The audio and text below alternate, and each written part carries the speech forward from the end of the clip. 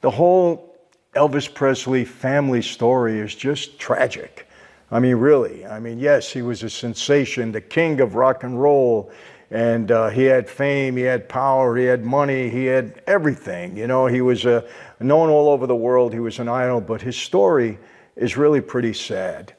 And his daughter's story, very sad. The whole legacy of his family is very sad. And while I was reading about Lisa Marie's death, I came across a story that I hadn't known before. I didn't know anything about it, and I thought it very interesting. I wanted to share it with all of you. But there was a writer who wrote a book a couple of years back, and she said that Elvis was a victim of his own DNA, and so is the whole family. Now, what did she mean by that? Apparently, Elvis's maternal grandparents were first cousins. They married, first cousins. And you know, that's not incest. I don't believe we can describe it as that. But you know, there could be genetic issues, health issues, when people that are so close in family marry and have children. And it seems that's what happened in Elvis's family's case. Let me get into that. He had a deficiency called alpha-1 antitrypsin deficiency, a genetic disorder, and it's passed through generations, probably from his maternal grandparents. And as a result of that, very possibly, he died young, the age of 42, I believe in 1977. Everybody remembers that. That was around at that time. It was a big, big, big deal. King of rock and roll dies. He was a beloved figure. He really was. And his mom, Gladys, she died in her 40s, also, I believe, of a heart ailment. Elvis had a twin brother, I think his name was Jesse, who died at birth, was stillborn. A lot of his relatives died young, relatively young, in their 40s and early 50s, like Lisa Marie. And coincidentally, Lisa Marie had many of the same ailments that Elvis Presley had throughout his life. He had a lot of health complications, and Lisa Marie had pretty much the same. I think problem with the lungs, their liver, their kidneys. As a result of chronic pain that Elvis had, he was put on opioids. People had said that he was a drug addict. Well, you know what? It's really not fair to call him that. He wasn't a heroin addict, from what I understand. He did get hooked on opiates, not too difficult. You know, when you're in pain and they prescribe that pain medication, those opioids are very addictive. And as a result of that, he started popping pills throughout his life. You saw some of the impact it had on him when his body swelled and, you know, he gained a lot of weight. It was very sad. And the autopsy at his death did confirm that he had this deficiency. He was at least a carrier of it.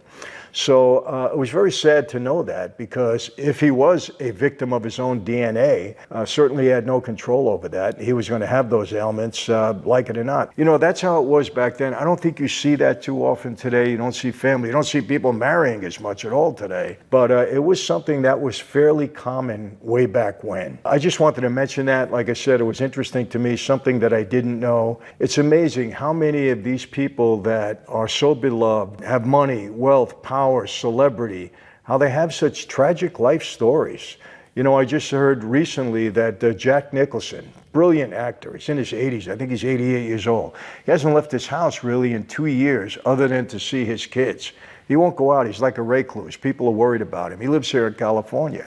Robin Williams, same thing. You think he's beloved. You know, I talked about Twitch not too long ago, how he committed suicide.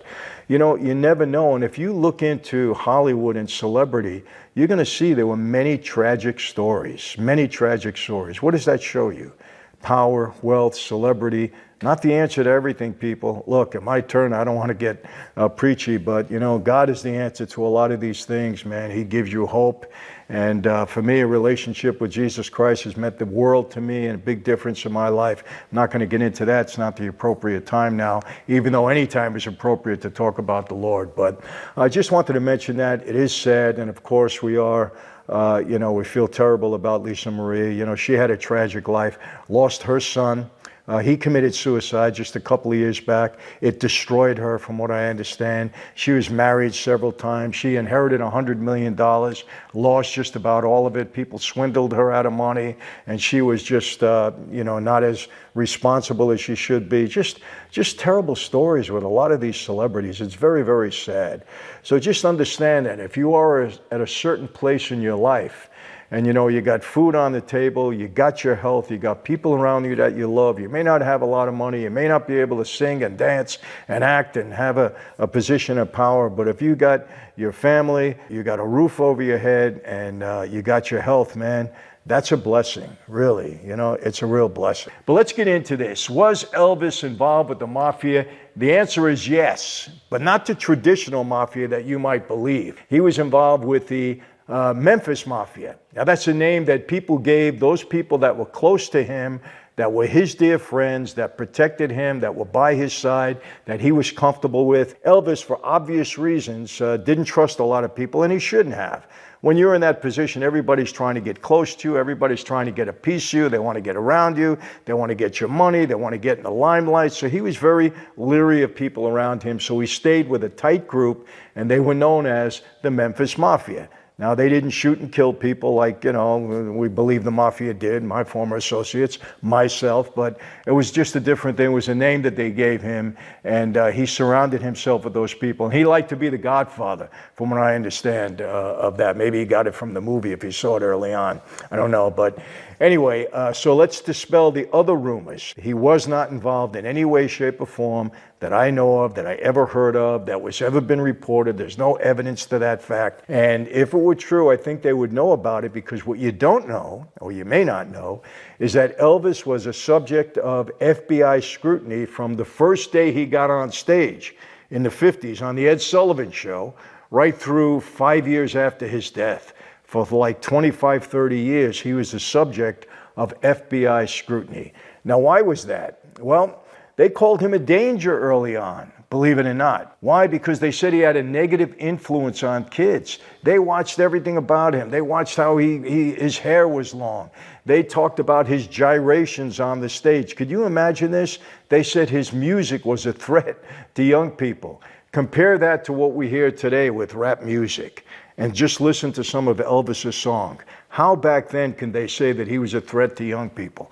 Because he had them dress a certain way, because they liked the way he, performed on stage. It was so ridiculous, but that was back in the 50s, 60s, early 70s, totally different, culture than what we have today.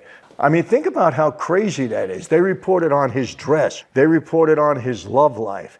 They reported his movements on stage. They reported all the crazies that were around him. I mean, this was a real thorough investigation. He was a subject of investigation for well over 20 some odd years. And the ironic thing about this is Elvis was a patriot. He went in the Army, right? He was in the Army, he was a patriot. And you know who his hero was? J. Edgar Hoover.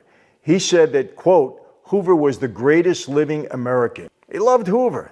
And yet Hoover was afraid to meet with him, would not meet with him. As a matter of fact, Elvis went to meet President Nixon at one point in time in Washington at the White House, and Hoover was conveniently out of town because Elvis wanted to meet him at the same time. He was conveniently out of town, wouldn't meet with him. Why? Because he had long hair, because he dressed crazy, because he sang differently than anybody did before. Just so crazy. How can you consider Elvis Presley a threat? But again, sign of the times. But interestingly enough, during that investigation, they found out Elvis was receiving death threats throughout his life, quite frequently too. Who knows why? People are crazy, guys in the limelight, death threats because they thought probably he had a negative influence on kids. One time he was scammed. He was a subject of, fraud attempts all the time. He was scammed on a deal, and these guys that scammed him might have had some mob connections. It had to do something with a plane that he had. They sold him the plane, and then they financed the plane, for $1 million. They took the money. They left him holding the bag. I think he had to do some maintenance on the plane or something like that. Cost him a lot of money. They tried to scam him, and they did get away with it, from what I understand. They might have gotten locked up later on. I don't know. But he was the subject of, fraud attempts all the time.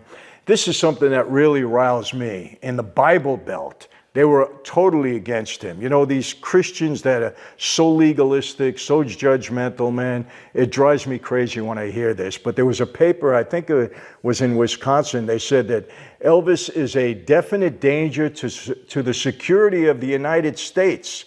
He was thought to be a sexual pervert and a drug addict.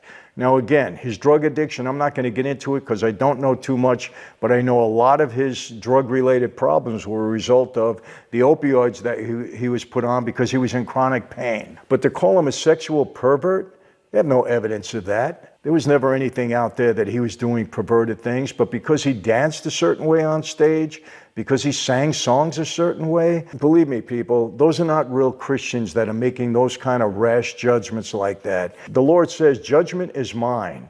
You may not like somebody's behavior, but you don't judge them so harshly as a result of that. Because you disagree with somebody or you don't like what they do or culturally it doesn't fit into what you're doing, you don't make such rash statements like that and judge him. And I don't like it when Christians do that. And there are so many legalistic Christians out there that make rash judgments, and it's a bad reflection on Christianity.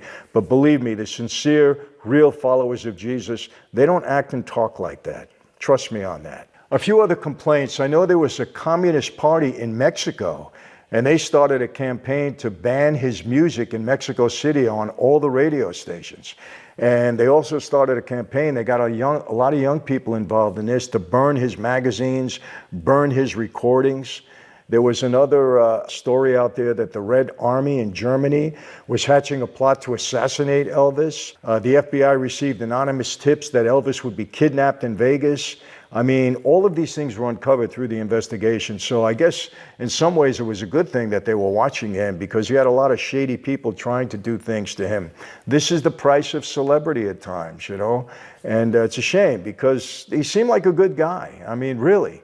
You didn't have any complaints about his character. He didn't rough people up. He wasn't an egotistical guy, it seemed, you know. I know one thing, his dream really was to be a movie star.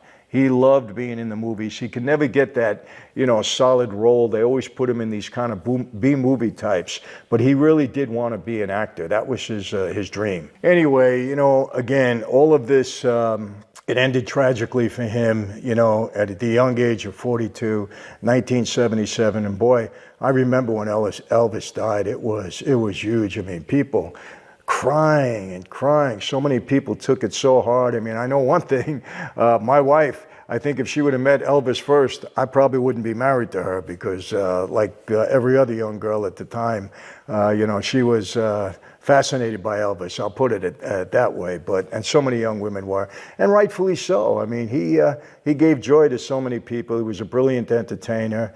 And, you know, when I think of him and even, you know, Michael Jackson, who had a little bit of a different story, but it's so sad when these celebrities who you believe have it all, you know, just have such a tragic lifestyle. It's very, very difficult.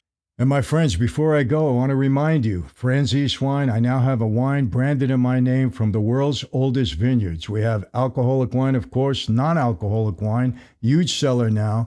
And the taste is terrific, my friends. Really, you're going to enjoy this family atmosphere wherever you want. It's wonderful wine. You're going to enjoy the taste. You're going to love it. I guarantee it. So go to franzesewine.com before we sell out because it's moving fast. That's an offer, once again, you can't refuse with a taste you're going to love.